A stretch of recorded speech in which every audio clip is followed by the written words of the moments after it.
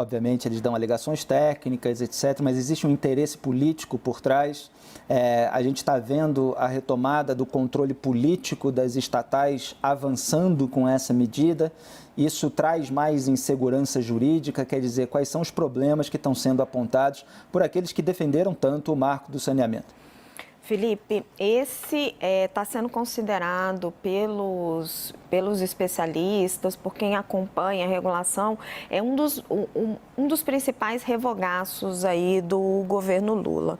Porque na prática você está acabando com o marco do saneamento. No momento em que você dá mais prazo para a empresa estadual se adaptar e você dá financiamento público para ela, você está tirando qualquer estímulo para que ela seja privatizada. E você está afastando um investidor privado desse mercado e estava sendo aguardado um montante enorme de financiamento. Por que isso está sendo feito? E o ministro Rui Costa, o ministro da Casa Civil, quando era governador da Bahia, era um dos principais opositores à ideia do marco do saneamento. Os governadores, eles são muito contrários ao marco e batalharam muito para que ele não fosse aprovado no Congresso e ele acabou sendo aprovado. Porque as empresas de saneamento, elas são instrumentos políticos muito relevantes. Elas têm uma capilaridade enorme, elas chegam em todos os municípios, elas são centenas de cargos em cada empresa, então oportunidades de apadrinhamento político muito importantes. Então elas são instrumentos para fazer política muito relevantes. Então quando um governador ele decide privatizar uma empresa de saneamento ou uma empresa municipal, ele perde muito desse poder político. Então assim, isso está muito em jogo nesse momento. E tem também um interesse privado nessa questão. Quando você privatiza ou quando você faz uma concessão, por exemplo, a exemplo do que foi criado lá no governo Fernando Henrique, você estava atraindo para esse mercado o que a gente chama dos investidores internacionais, os investidores mais institucionais. Então você tinha empresa como a Brookfield, empresas, fundos internacionais que estão acostumados a trabalhar nessa área de saneamento. Quando você opta pelas PPPs, e aí as PPPs partilhadas, PPPs de longo prazo, a gente tem que ver se é o caminho que o governo Lula realmente vai adotar, você acaba atraindo as empreiteiras, porque aí elas montam aqueles consórcios e elas têm maior facilidade, vamos colocar assim, de conversar com os políticos e de lidar com eles nesses contratos de longo prazo. Na prática, a gente precisa sempre olhar para a experiência do passado e para a prática.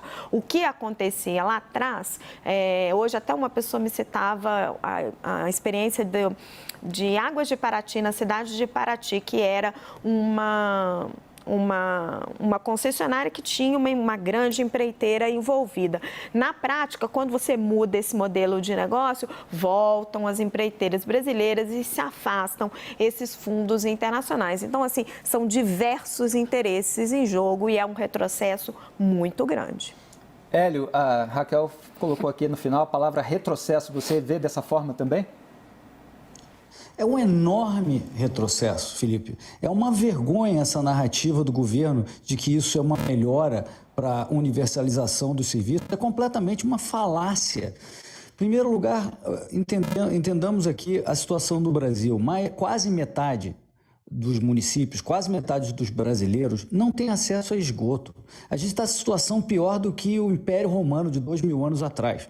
Então, por isso existe o marco do saneamento que alinhou os interesses para que em 2033 a gente chegue a 90% de cobertura de esgoto e 99% de cobertura de água. O que está fazendo esse decreto, que mais uma vez é o estilo PT de tentar remover uma lei por meio de um decreto que está abaixo na hierarquia legal, né?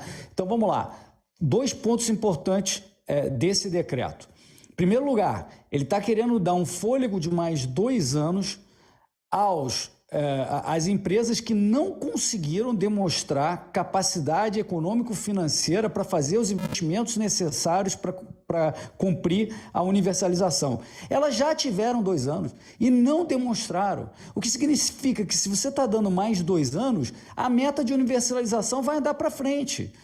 E você vai continuar comprometido com uma empresa que já foi demonstrado que não tem capacidade econômico-financeira. Esses municípios que hoje estão sendo atendidos por essas empresas poderiam já estar fazendo agora uma licitação para substituir essa empresa que não tem capacidade. Mas não, o governo quer manter empresas que não tenham capacidade.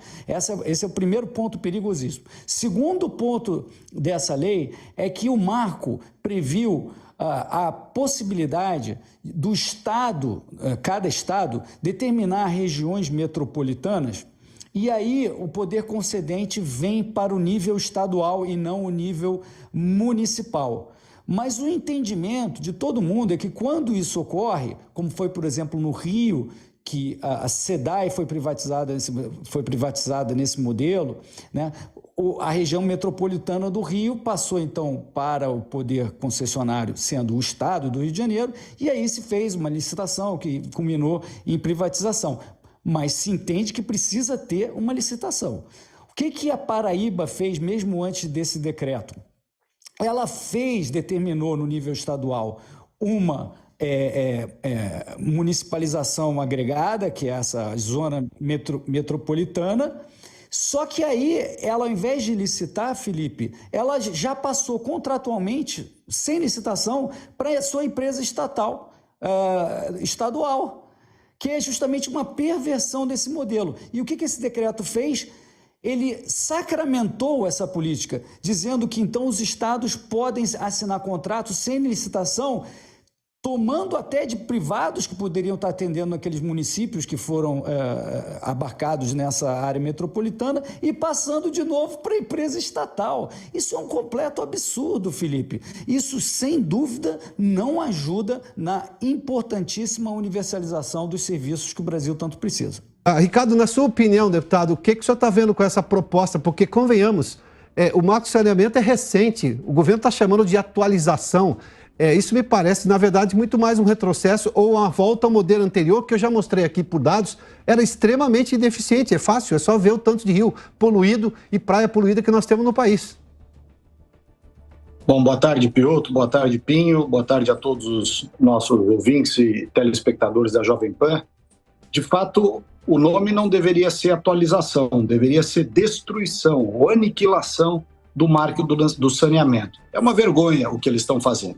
Essa medida está sendo tomada por uma questão paroquial, sobretudo no estado da Bahia, de onde vem o ministro da Casa Civil, e que é uma situação absolutamente vexatória. O que é isso? É lobby de empresa autarquia pública que não quer concorrência, é lobby de alguns sindicatos de servidores dessas autarquias, tanto estaduais quanto municipais, é lobby de prefeito e governador incompetente, que não querem a participação nem a concorrência do setor privado, né, justamente para não desnudar, não deixar claro a sua incompetência. Muitas vezes, o que a gente assiste no setor de saneamento é uma postergação, como citado aqui muito brevemente pelo Pinho, uma postergação de investimentos que são destinados, quer seja pelo prefeito ou pelo governador, para obras que aparecem mais, né, ou para despesas que aparecem mais. E ninguém quer colocar dinheiro para melhorar o saneamento no Brasil. Como você disse bem, Piotr, eu defendi, enquanto fui ministro, a agenda ambiental urbana. O maior problema ambiental brasileiro está na falta de saneamento, na má gestão do lixo, dos resíduos sólidos, enfim, os problemas que dizem respeito justamente a essa agenda ambiental urbana, que destrói o meio ambiente, prejudica as pessoas, tem uma questão direta com a saúde pública, com a vida dos animais, com a qualidade dos alimentos, enfim. Essa é a questão mais importante do Brasil, não há dúvida. 35 milhões de brasileiros sem água potável, 100 milhões sem tratamento de esgoto. É um número vergonhoso, é a marca literal do nosso subdesenvolvimento. E o que a gente assiste agora? A prevalência do lobby, a prevalência da corrupção, a prevalência de interesses politiqueiros, mesquinhos, né, desses grupos que não querem a concorrência do setor privado e querem manter a sua seara de influência, querem manter os seus orçamentos, sobre os quais muitas vezes de onde tiram as suas verbas de corrupção, de rebate de dinheiro indevido pós-campanhas eleitorais, enfim. Essa mudança, eu repito, não é uma atualização, essa mudança é a destruição do marco do saneamento.